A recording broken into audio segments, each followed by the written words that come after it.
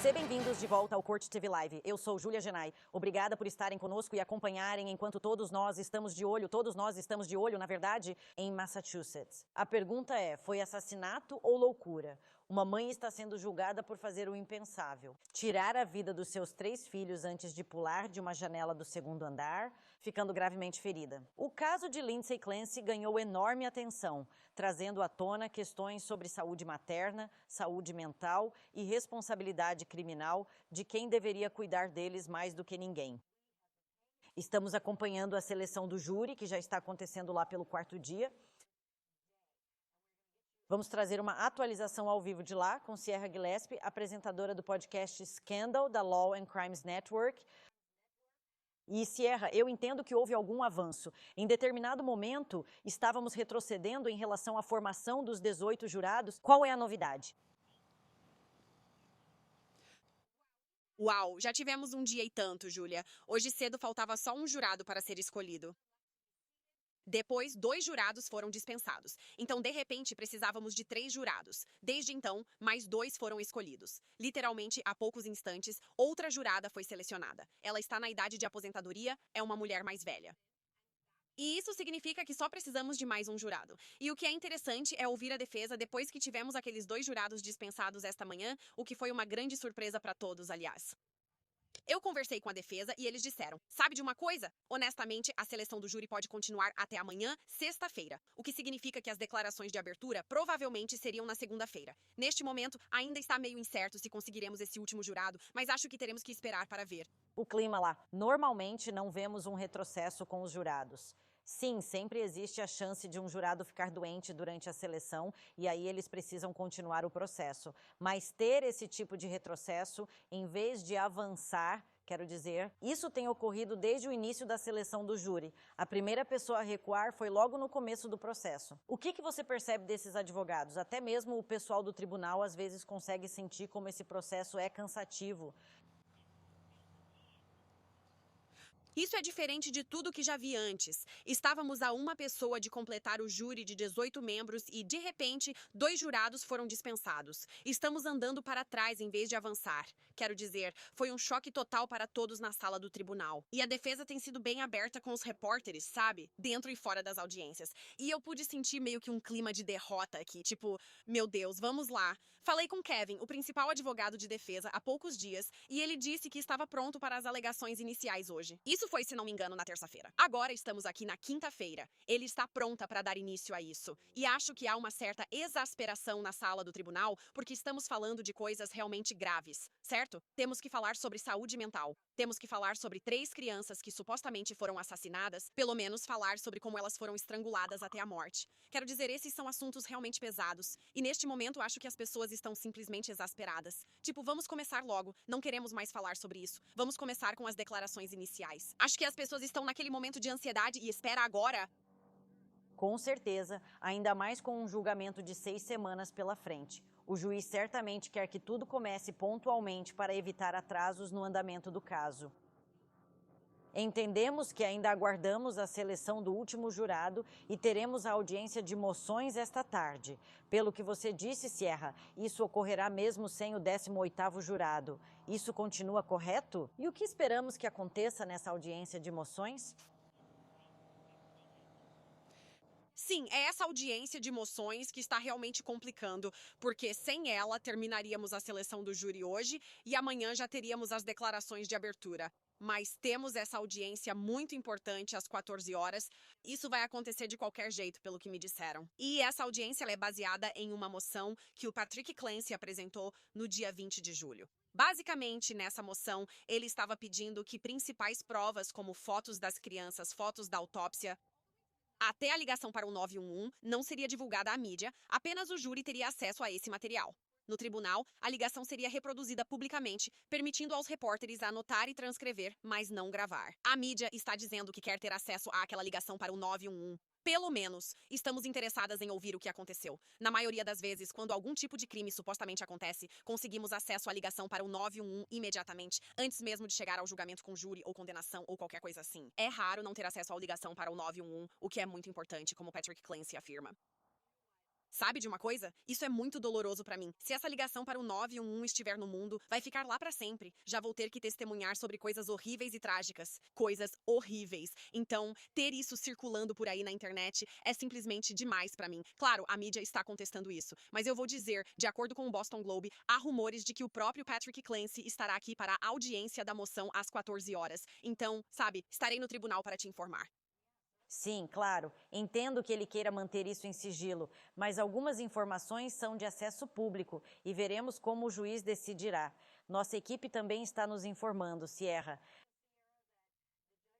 que o juiz disse que eles querem selecionar um júri até a hora do almoço ou antes da audiência das moções acontecer. Eu não sei se isso pode ser algo obrigatório quando esses jurados estão chegando e depende apenas das perguntas deles. Percebeu a mudança de tom? Em certos momentos, a seleção do júri está ficando mais difícil? Você vai perceber que o tribunal fica um pouco mais rígido com os jurados e até mesmo com os advogados em relação ao tempo que eles estão levando para fazer as perguntas. Você está percebendo alguma mudança na forma como esse questionamento está acontecendo? Ou eu sei que você não pode ouvir tudo, mas na maneira como está indo? Até agora, dou crédito ao juiz. Ele parece equilibrado e não demonstra irritação ou incômodo por repetir as mesmas perguntas várias vezes no voir dire individual. E eu acho que, para crédito dele, ele está realmente tentando garantir que teremos um júri de 18 pessoas imparciais. Você sabe, um corpo de jurados. Isso é realmente o mais importante aqui. E como vimos, já houve vários que foram retirados. Sabe, não queremos que isso aconteça quando o julgamento começar. Então acho que eles estão sendo ainda mais meticulosos neste momento, só para garantir que nada assim aconteça de novo no futuro.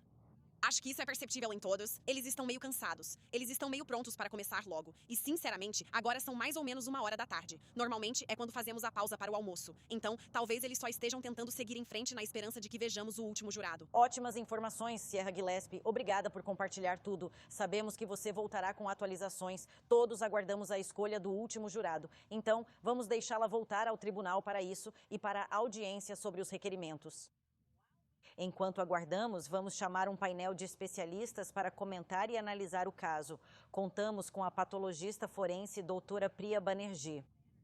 Também a criminologista doutora Debbie Goodman e o advogado de defesa e ex-promotor David Bruno. É ótimo ter todos vocês aqui hoje. David, começo por você, pois imagino como esses advogados devem se sentir. Esses jurados qualificados, aqueles que foram selecionados, esses são aqueles em que eles não quiseram usar seus vetos. Então, de certa forma, essas eram pessoas que eles achavam que seriam bons jurados, e encontrar jurados de qualidade nem sempre é tão fácil. Não é. Especialmente, você sabe, as próprias acusações sobre uma mãe matando 3 filhos. A repercussão é um fator que pesa nisso. Eu falei com o Ted mais cedo sobre, você sabe, obter informações, depois ir para casa e conversar com um membro da família e então aprender mais sobre isso. Ou um membro da família ter suas próprias opiniões que podem afetar a imparcialidade do possível jurado. Mas para os advogados também, quero dizer, promotores devem organizar suas testemunhas. Quero dizer, há tantas questões logísticas envolvidas em julgar um caso que acho que nossos Courtneys não entendem sobre agendamento e conseguir esses especialistas que normalmente estão espalhados pelo país. Então, a logística é muito difícil. A defesa, por outro lado, eles só fazem o contra-interrogatório. O advogado de defesa já está pronto para começar a declaração de abertura. Quem é a próxima testemunha? E então, detonando nos contra-interrogatórios. Eles têm menos interesse em agendar do que o promotor até terem o próprio caso. E aí isso traz seus próprios problemas logísticos. Mas quando não sabemos a data de início e estamos lidando com esses jurados, essas recusas e essas pessoas que agora estão se retirando do grupo, sim, isso traz vários problemas logísticos para ambos os lados. Claro. Deixando a logística de lado, doutora Debbie Goodman, esse é um daqueles casos que tem várias camadas de questões. Então, quando estamos especulando sobre com o que os jurados podem estar tendo mais dificuldade, os possíveis jurados podem estar tendo dificuldade com várias coisas. Qual sua análise geral do caso? Estamos só iniciando a discussão. Com certeza, obrigada. Boa tarde, Júlia. Você está absolutamente certa, tem muita coisa para analisar aqui. E do jeito que vejo até agora, vamos ter 3 áreas principais de foco. A primeira delas, é claro, são as provas dos fatos. Essa pessoa é acusada de ter participado de um triplo homicídio das vítimas mais vulneráveis da nossa sociedade, crianças, a pequena Cora Dawson e Callan. Em seguida, vamos precisar analisar o lado médico desse caso, ou seja, a contraindicação dos medicamentos que foram prescritos para ela, mais de 13 tipos diferentes de medicamentos e a interação entre eles e o que isso pode potencialmente ter causado, sabe? Anulou o what? E, de novo, sabemos com certeza se ela tomou o remédio com regularidade nas doses programadas e tudo mais. E então, o último ponto que vejo é a questão da saúde mental. Sabe, se voltarmos 25 anos atrás, Julia, Andrea Yates, muito parecido, né, com uma mãe que afogou os 5 filhos, um por um na banheira. Aparentemente, tudo começou com depressão pós-parto, que afeta, de acordo com dados do CDC e da OMS, 1 em cada 10 mulheres. No entanto, a psicose pós-parto, claro, é mais rara, menos de 1% das mulheres no mundo. E ainda assim, para mim, neste momento, existe essa janela de tempo em ambos os casos que eu acho que pode ser potencialmente o ponto de virada. Esses, aparentemente, sabe, 50 a 55 minutos desde que Patrick saiu de casa, momento em que Lindsay supostamente matou as crianças. Eu acho que isso foi um assassinato seguido de suicídio, ou essa era a intenção. Doutora Banerjee, você é patologista forense. Sem dúvida, o médico legista vai depor neste caso. O que vai ser mais impactante para você enquanto assiste a esse caso? Porque temos uma situação em que esperamos que a defesa dela admita o homicídio, Mas não a intenção de cometer assassinato. Certo. Então, você sabe, sob a ótica da patologia forense, vai ser um conjunto de casos muito carregado emocionalmente e difícil de apresentar.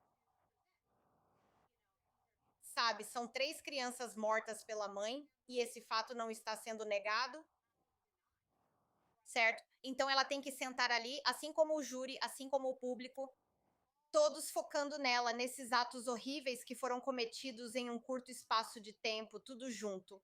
Então eu acho, sabe, quando você vê fotos do corpo de uma criança, dos corpos das crianças sendo apresentados, vai ser algo bem horrível.